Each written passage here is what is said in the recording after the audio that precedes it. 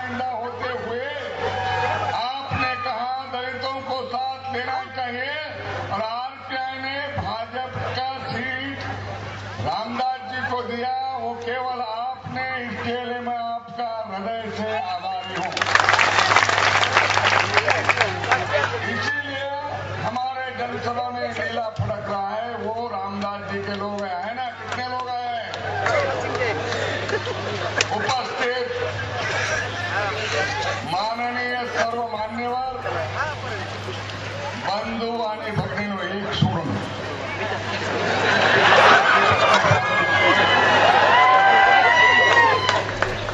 मी तुमचा जास्त वेळ घेणार नाही।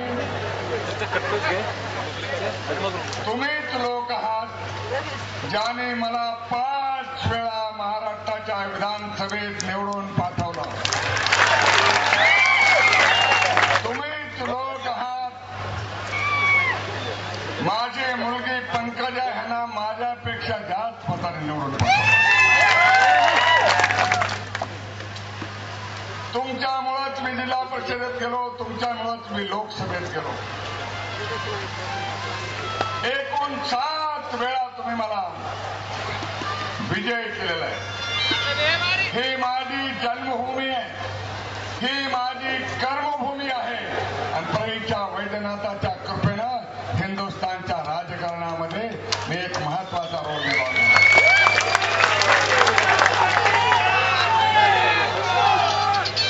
मला खात्री आहे आणि विश्वास आहे आणि हा विश्वास तुमच्या साक्षीने मी व्यक्त करतोय।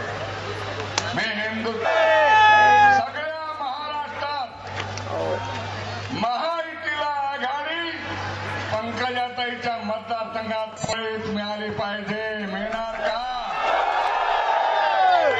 हात उंच करा, मिळणार का?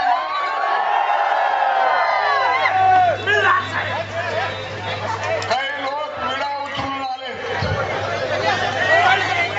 एक तरी मला भाजपपेक्षा मी पवारांना, अजित पवारांना त्यांच्या चेला चपाट्याला इशारा देतो, तुमच्या 3 पिढ्या जरी वरून खाली आलं तरी गोपीनाथ मुंडेचा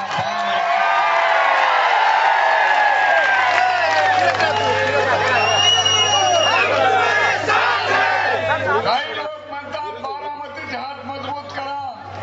मी म्हणतो बीड जिल्ह्याचा स्वाभिमान राखा।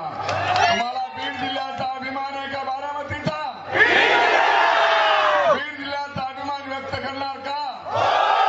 काही लोक म्हणतात शरद पवारचे हात मजबूत करा। काय रोग झाला शरद पवार?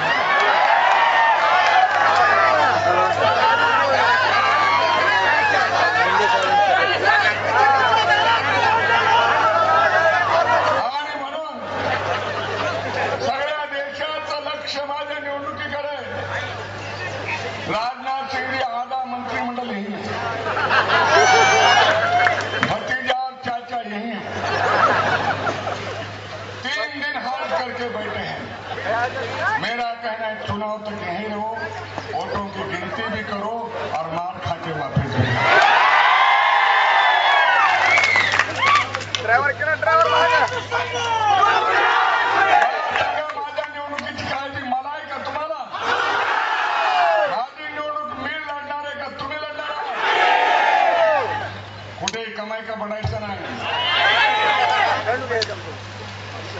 पवार साहेबांनी कालच हार मंजूर केली।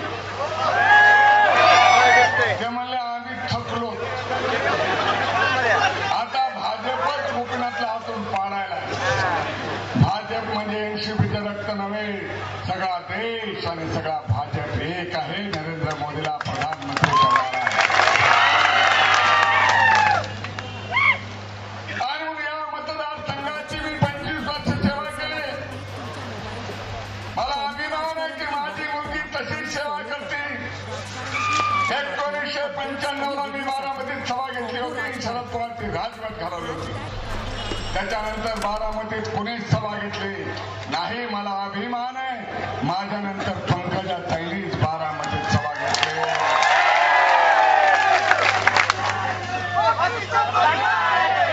हो, आधी दादा म्हणले होते माझ्या विरुद्ध उभं राहायचं, का गेले?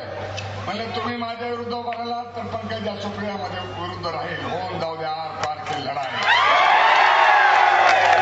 ते उभे राहिलेत म्हणून ताईला उभं केलाय. पण ताई उद्या बारामतीला जाताय ना तुम्ही?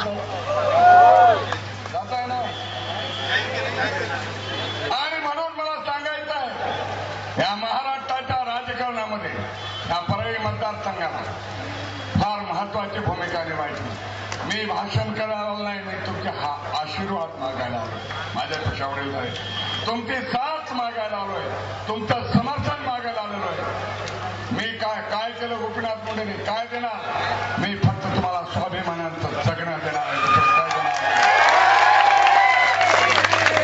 मी मोडेन पण वाकणार नाही, मरेन पण झुकणार नाही.